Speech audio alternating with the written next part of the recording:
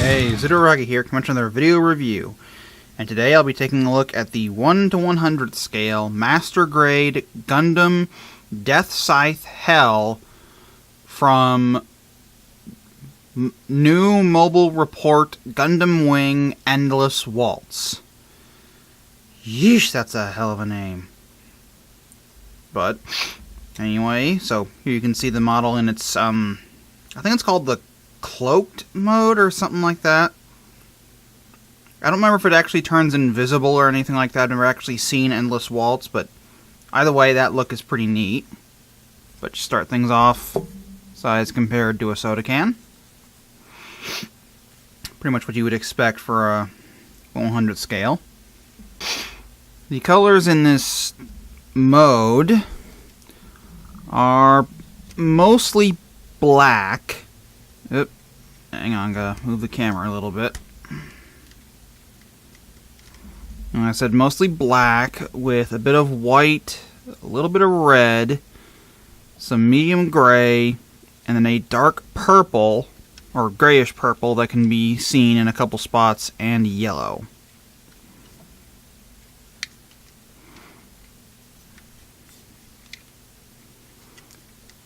View from above and from below. I mean, from the side you can sort of see the entire robot in there, but still, neat little look. Can't really do a whole lot with him in this mode because most of his limbs are all covered up.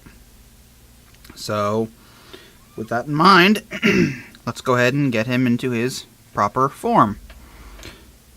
So, to start things off with the transformation, just leave these white pieces as they are.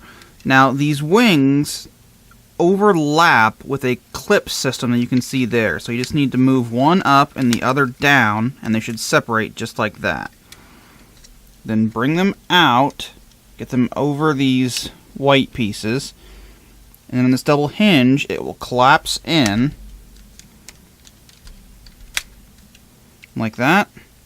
Flip up that red piece, take this white piece, or this shoulder piece, and just collapse it down, up, flip it out while I smack the camera, collapse the wings down, fold up the tip,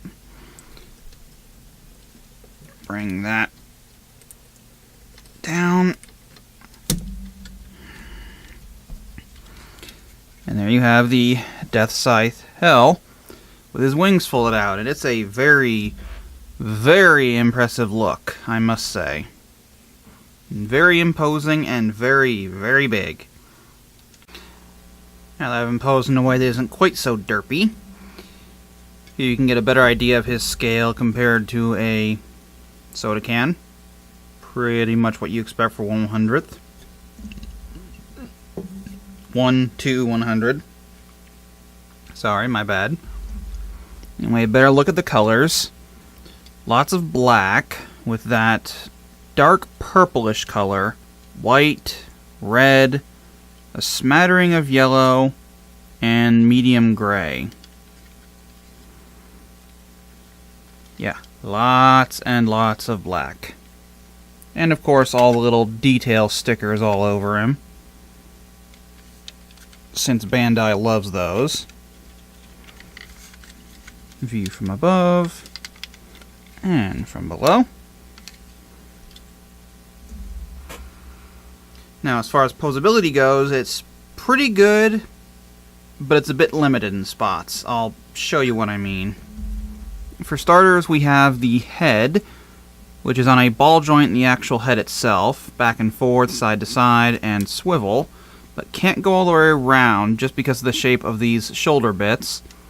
And there's a second joint in the body that lets the head go back much further. The little torso cockpit can open, and there's a little statuette of the pilot in there. I forget his name all of a sudden. As for the arms, there's a joint that lets the arms go forward that far. and you kind of need it to get the arms up. They can go up and all the way around, but the wings get in the way. So just get that back down. The arms can go out to the side that far.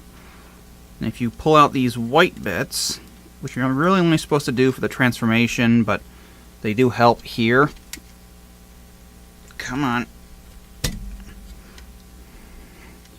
You can get the arm to go out quite a bit further. There is a swivel just below the shoulder. Can go all the way around. Arm can bend at 2 joints in the elbow. There is a special wrist joint that lets the wrist move up and down. Hand itself is on a ball joint, so in and out, side to side, and swivel all the way around. But this piece is in the way. And the thumb is on a ball joint. Now this is that weird period of time where instead of the usual trigger finger, 3-finger split ball joint setup that they had going for a while, they went for interchangeable static fingers. Some people don't like them, but I think they work a little better in a lot of cases. Now we're going to move on to the backpack. Backpack is where things get interesting. Now as it is, there's really not much posability, but if you take the main section and pull it out, which can be very tough. You can get it to move out, and it can flap in and out quite a bit, and move up that far. So you do get quite a bit of posability, and then you can use that transformation hinge to pull the wings out further, and so you can really get them flaring back, or you can, you know, curl them in for some kind of flight look. But no matter what, this guy takes up a lot of space. Even when you have his wings folded up, he still, you know, takes up quite a lot of space. The backpack can also hinge up and down just a little bit. There are 2 ball joints in the torso, one up here, one down here. So you get a pretty good range of motion. You get a pretty good ab crunch, tilt side to side, and then swivel, but due to the wings, you can't really do a whole lot with it. The front skirts are on a ball joint and a hinge, so they can move up and down, and just go pretty much everywhere you need to go. The side skirts are on ball joints, in and out, swivel. The back skirts, if I can actually show them to you, are on ball joints, and they can, you know, move the same as the side skirts. The legs, if you can get everything positioned properly, can move forward that far. Can really only go back that far because of the wings. They can go out to the side that far.